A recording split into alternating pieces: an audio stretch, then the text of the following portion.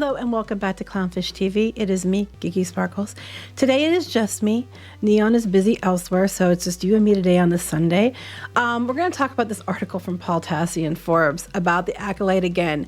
I don't watch the Acolyte.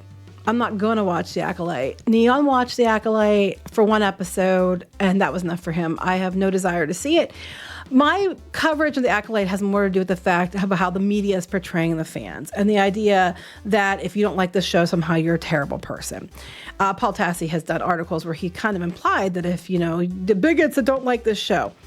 And this kind of goes on this, but it's interesting to me because he's saying, he even admits season 2, it looks increasingly unlikely. And the reason he thinks it looks unlikely is the reason that people on YouTube have been saying. The ones that he hates on are also correct in this regard. So I just thought it was a funny, twist on this whole story. So we're going to talk about it. Before we get into it any further, please like and subscribe. If you do, I'll give you a woohoo, and we're going to talk about this. So Forbes did an article, Why the Acolyte Season 2 Looks Increasingly Unlikely by Paul Tassi. Again, Paul Tassi has done other pieces about the Acolyte prior, blaming toxic, people, fans for, being terrible people as the reason why things are going wrong. And if you don't like it, you're a bad person kind of vibes, that whole situation. So, he starts out with, the Acolyte has quickly become one of the most controversial Disney Plus Star Wars projects in the entire era, right up there with The Last Jedi. Yes, they have so much in common, I don't even know where to begin.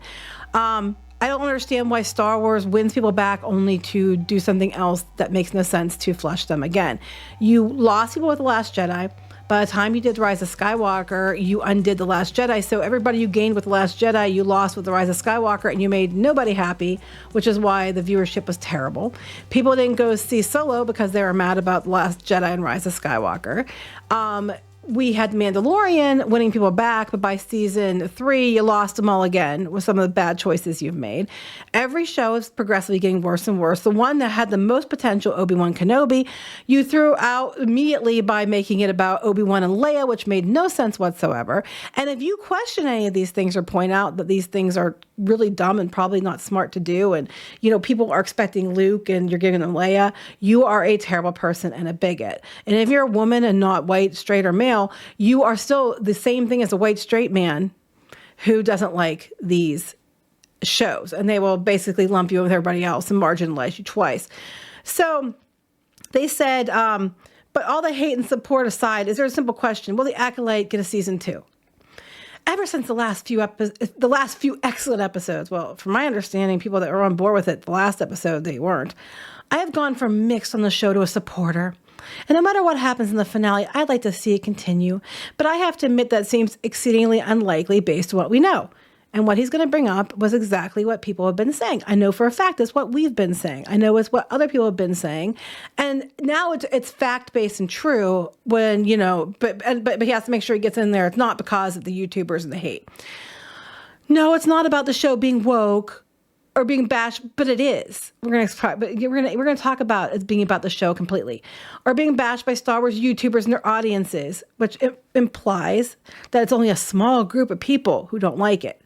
But his explanation will be the opposite of what he's just saying. Rather, it's pretty simple: cost versus viewership.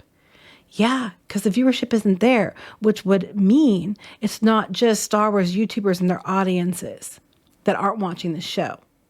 It would mean the general public is not watching the show. The general public saw this and thought it wasn't for them. The general audiences are not watching it. So it's not because of YouTubers and their audiences. It's because everyone has just given up on Star Wars. There have been bad choice after bad choice. Viewership declines each time we have a show. And it isn't because of these people specifically, but it's because of a bigger issue, which is they have lost the audience. But no, it's not because of YouTubers and their audiences. Estimate the cost of the Acolyte, put it at $100 million for what are effectively 8 30-minute episodes. That's absolutely wild amount of money for a Star Wars thing. And it's nowhere near theaters, but rather the 6 Disney's live-action Star Wars series instead. Yes. And Disney has found that they keep shoving out so much Marvel and Disney content onto Disney Plus that it is turning audiences off. As I said, every time a show releases, it seems like there's diminishing returns in both Star Wars and Marvel. Well, I think the show has a solid aesthetic. It does not look like a $180 million production budget. Yes. Okay. This is what Neon said too. Where'd the money go? Because when you look at this show, it does not look like a good show. He said it's kind of like Star Trek Next Generation, where the sets and the budget was clearly not there. The budget is this high budget, but you're not seeing that translate into what you're seeing in the show. It's a lot of simple set pieces. It looks cheesy. Where'd the money go? And they said, and you have to wonder where much of that money went, which YouTubers mentioned. So YouTubers are wrong, but yet everything the YouTubers are saying is correct. The show costs too much. It doesn't look like it costs as much as they spent on it. Where'd all the money go? And the audience isn't there. That's what YouTubers have said. But no, it's not the YouTubers that caused the problem. No. These are what people like, at least me, have been bringing up. Neon have been bringing up. Same points, Paul. Same points. Then there's the viewership. Where if it was a breakout smash hit, but it's so great, right, Paul? It might be worth spending that for another season, but it's just not there. Based on what we know, Paul Tassi admitting it, Disney does not give out official numbers, but Nielsen says the premiere was half the viewership of Ahsoka and 75% lower than The Mandalorian. Ahsoka was the next lowest watch show. Andor was the lowest. Now, The Acolyte is below Ahsoka. All right.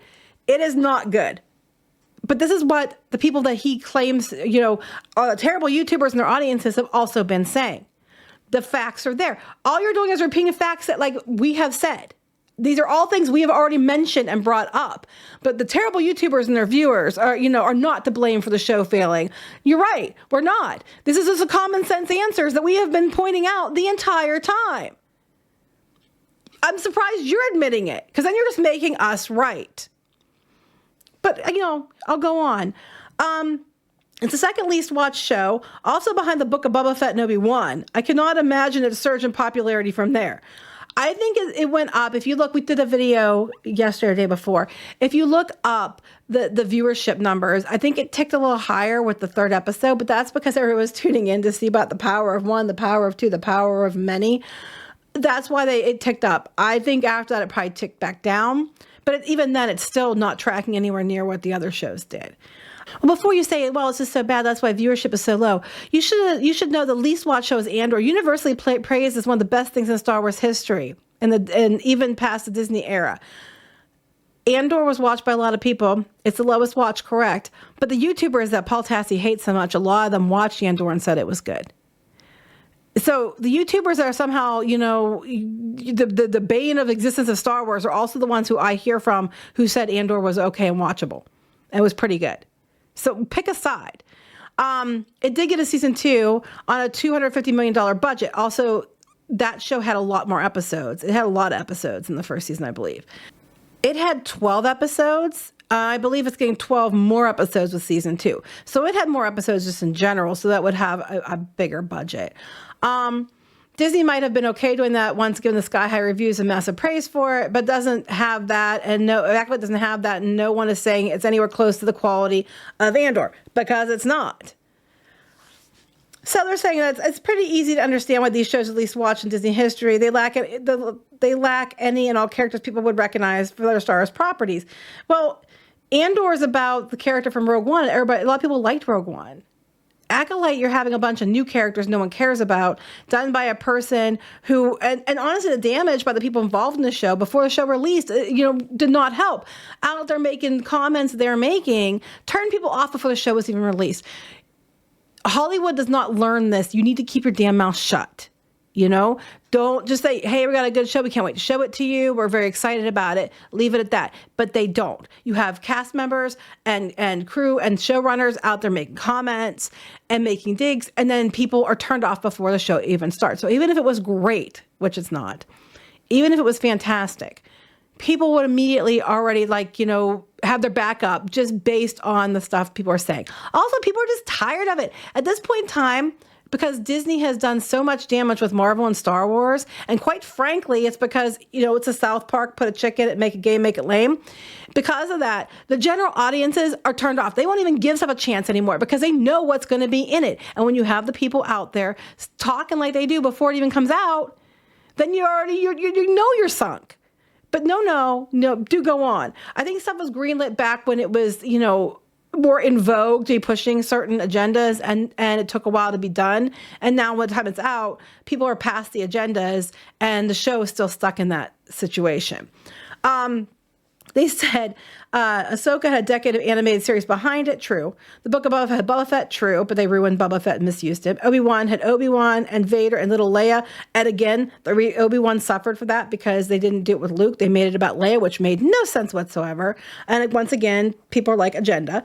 The Mandalorian did, in fact, have new characters in it.